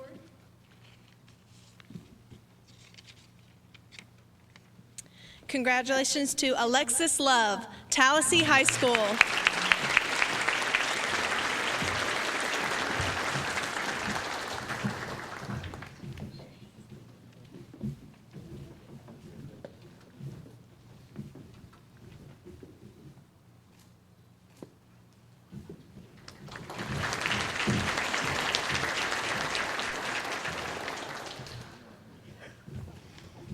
And to announce the Boys Athletic Award, please welcome Luke Rowe. He won the overall winner. He was the overall winner in 2008, and he's representing Lee and Lisa Williams.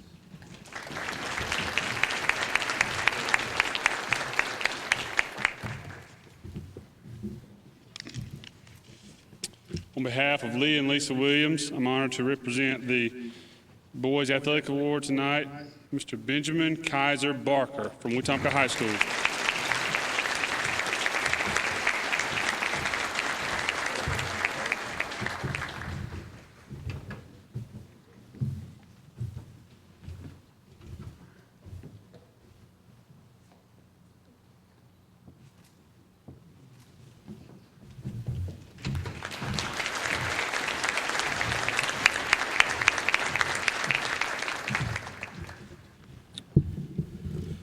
Okay.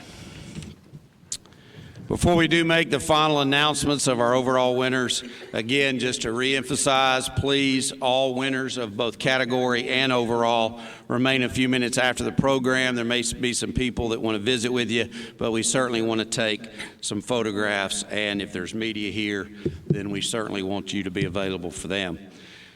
Ms. Sewell, as I said earlier, has meant so much to this award. We're going to ask her if she would, after the overall winners are introduced by Mr. Barry Mask, we're going to ask them to come up on the stage, say a few words to us, and then go back to the bottom, at the bottom of the steps, and get their picture made with Ms. Sewell. Barry Mask.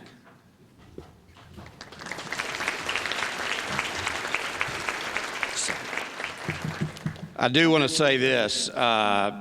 Obviously, Ms. Sewell and Barry, a founder of the Sewell Award, along with Chaz Worthy, representing Worthy Promotional Products, a Grand Slam sponsor. They will also be there to present the girls' overall Joe Sewell Memorial Award and the winner of the $3,000 John Sewell Scholarship. So, Barry? Thank you. What a privilege and an honor, and I appreciate that. The girls' overall Joe Sewell Award recipient is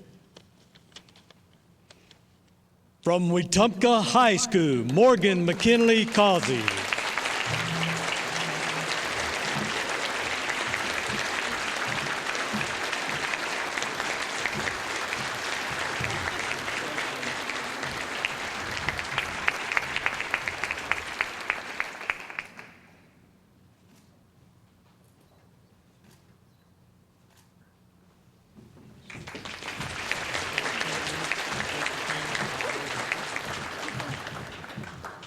Hi, everybody. You have to forgive me, I didn't prepare a speech. But I just want to thank God first. Thank you to my parents.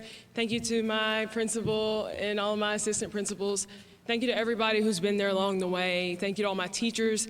This is such an honor and a blessing, and I'm just so happy that I could receive it. Thank you so much.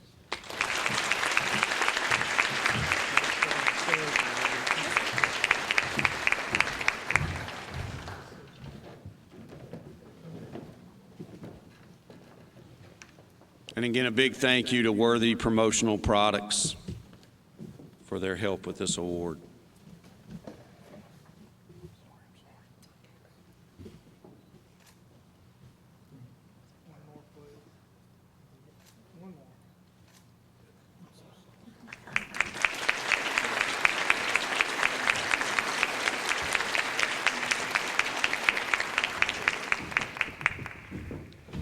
Now please welcome Harris Garner. He's representing Grand Slam sponsor Garner Electric as he joins Mrs. Sewell and Mr. Mass for the presentation of the Boys Overall Joe Sewell Memorial Award and the winner of the $3,000 John Sewell Scholarship.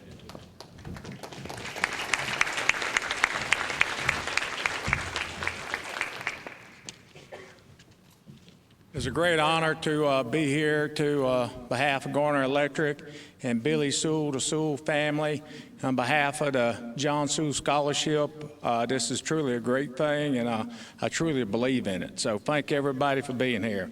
The overall boys award winner and the John Sewell Scholarship Award winner is Carson Peavy from Edgewood Academy.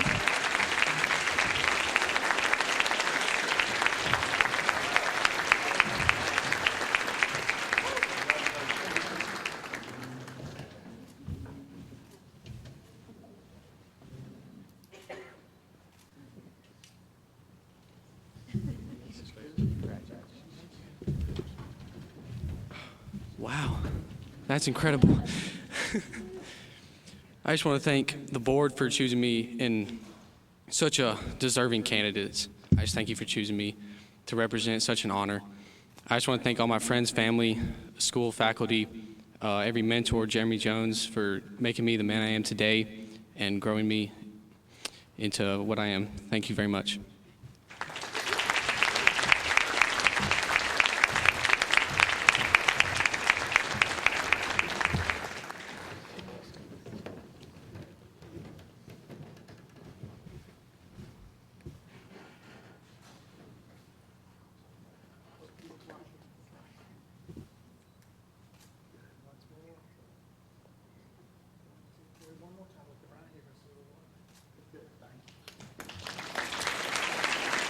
Please welcome back Ms. Renee Venable for some closing remarks tonight.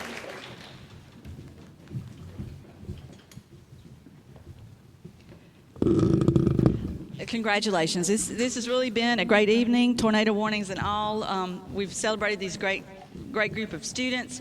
A few more thank yous, sorry, but Barry Kritzberg, thank you for always taking so many pictures. Those will be shared later on our social media outlets for those of you that want to see those. Thank you to our MC extraordinaire, Doug Amos.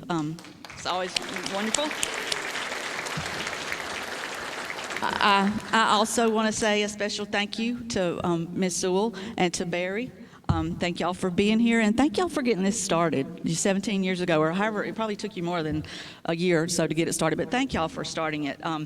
And from what I've learned about Joe Sewell, just through research, I think that he would be very proud of this award and this event that's named in his honor. So thank y'all for starting that. Before we leave, just a couple of things to mention. If you're interested, we're always interested in adding to our board of directors. So if you think of someone that could be an asset or a positive addition to our program, please let any of us know, and we'll try to make that happen. Also, there's information on page 9 of your program with details of how you can donate to the Sewell Memorial Awards and scholarships. All contributions, big ones, little ones, they're all greatly appreciated, and they'll go toward continuing this for 17 more years and beyond. So thank you for anyone who's willing to do that. And congratulations again to all you finalists, to your award winners. You're all wonderful, and please give them another round of applause, and then after that, you're dismissed.